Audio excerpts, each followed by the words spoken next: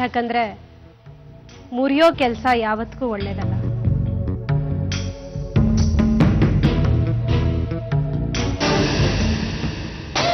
ಅಲ್ಲ ಕೀರ್ತಿ, ನೀವ್ ನಿನ್ ನೆನಪಿನ ಶಕ್ತಿ ಕಳ್ಕೊಂಡು ಇಷ್ಟು ದಿವಸ ಆಯ್ತು.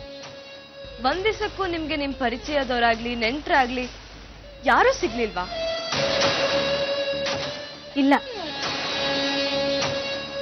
ಸಿಗೋದು ಬೇಡ ಅನ್ಕೋತೀನಿ. ಯಾಕಂದ್ರೆ ಈಗ ನಾನು ಬದುಕ್ತಿರೋ ಬದುಕು ತುಂಬಾನೇ ಚೆನ್ನಾಗಿದೆ. ಅಕಸ್ಮಾತ್ ನಿಮಗೆ ಹಳೇದೆಲ್ಲ ಜ್ಞಾಪಕಕ್ಕೆ ಬಂದ್ರೆ ಈಗಿರೋ ಬದುಕು ಮರ್ತೋಗ್ಬಹುದು. ಇದು ನೆನಪಲ್ಲಿದ್ದು ಹಳೇದೆಲ್ಲಾನು ಜ್ಞಾಪಕಕ್ಕೆ ಬರ್ಲಿ ಅನ್ನೋದೇ ನನ್ನ ಆಸೆ. ಯಾಕಂದ್ರೆ ನಾನು ಯಾವುದನ್ನು ಕಳ್ಕೊಳಕ್ ಇಷ್ಟಪಡಲ್ಲ. ನಿಜ ನಿಜ. ಕೀರ್ತಿ, ನಾವ್ ಯಾವತ್ತಾದ್ರೂ ಒಂದಿನ ಪ್ಲಾನ್ ಮಾಡ್ಕೊಂಡು ನಾನು ಕೇಶವ್ ನೀನು ರಾಘವ್ ಎಲ್ಲಾದ್ರೂ ದೂರ ಟ್ರೈನಲ್ಲಿ ಹೋಗ್ ಬರೋಣ?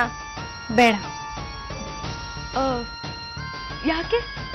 ನನ್ಗೆ ಟ್ರೈನಲ್ಲಿ ಪ್ರಯಾಣ ಮಾಡೋದಕ್ಕಿಂತಲೂ ದೂರ ನಿಂತ್ಕೊಂಡು ಟ್ರೈನ್ ಹೋಗೋದನ್ನ ನೋಡಕ್ಕೆ ಇಷ್ಟ. ಯಾಕಂದ್ರೆ ಅದು ಜೀವನದ ಪಾಠ ಕಲಿಸುತ್ತೆ. ಅಲ್ಲಿ ಮನೆ ಹಿರಿಯ ಅನ್ನೋ ಇಂಜಿನ್ನು ಸಂಸ್ಕಾರ ಸಂಸ್ಕೃತಿ ಅನ್ನೋ 2 ಕಂಬಿಗಳ ಮೇಲೆ ತನ್ನ ಇಡೀ ಕುಟುಂಬ ಅನ್ನೋ ಬೋಗಿಗಳನ್ನ ಕರ್ಕೊಂಡು ಹೋಗ್ತಾರೆ.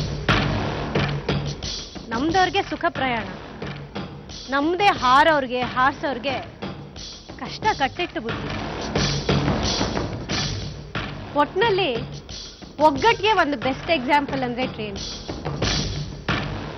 ಇಂಜಿನ್ ಜಾಗದಲ್ಲಿ ದೇವರು ಅನ್ಕೊಂಡ್ರೆ ಸಮಾಜ, ಅದೇ ಇಂಜಿನ್ ಜಾಗದಲ್ಲಿ ಹಿರಿಯ ಅನ್ಕೊಂಡ್ರೆ ಸಂಸಾರ. ವಾವ್, ನೀವು ತುಂಬಾ ಚೆನ್ನಾಗಿ ಮಾತಾಡ್ತೀರಾ ಕೀರ್ತಿ. ನಿಜಕ್ಕೂ ನಮ್ ಸಂಸಾರಕ್ಕೆ ನೀವು ತಕ್ಕನಾದ ಹೆಣ್ಣು. ಯಾಕೆ ನೀವಿಲ್ವಾ? ಬಿಡಿ. ಅಂದ್ಹಾಗೆ ನಮ್ಮ ಮನೆಯಲ್ಲಿ ಸತ್ಯನಾರಾಯಣನ್ ಪೂಜೆ ಇಟ್ಕೊಂಡಿದೀವಿ. ಶುಕ್ರವಾರ ಅಂದ್ರೆ ನಾಳೆ. ನೀವ್ ಬರ್ಲೇಬೇಕು ಕೀರ್ತಿ. ಅಯ್ಯೋ, ನಾನು ಯಾಕೆ? ಯಾಕೆ ಅಂತ ಎಲ್ಲ ಕೇಳಬಾರ್ದು. ನಾಳೆ ಅದು ನಿಮ್ ನೆಲೆ ಆಗೋ ಮನೆ. ಮಿಸ್ ಮಾಡ್ಬೇಡಿ. ಬರ್ತೀನಿ.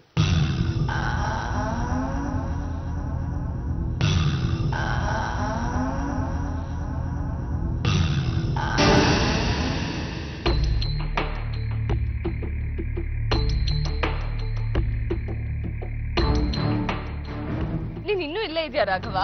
ಹಾ ಅದ್ಗೆ, ನೀವ್ ಮಾತು ಮುಗಿಸ್ಕೊಂಡ್ ಬರ್ತೀರಲ್ಲ, ಒಟ್ಟಿಗೆ ಹೋಗೋಣ ಅಂತ ಕಾಯ್ತಿದ್ದೆ. ಹೇಗೆ ಕೀರ್ತಿ? ತುಂಬಾ ಒಳ್ಳೆಯವರು ಕಣೋ. ಮಾತಿನಲ್ಲೇ ಅಮೃತ ಇಟ್ಕೊಂಡಿದ್ದಾರೆ.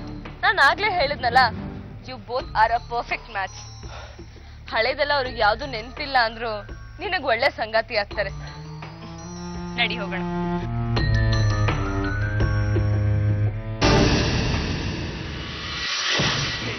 ಕೇಡಿನ ಮನ್ಸು ಇಷ್ಟು ತಣ್ಣಗಿರುತ್ತೆ.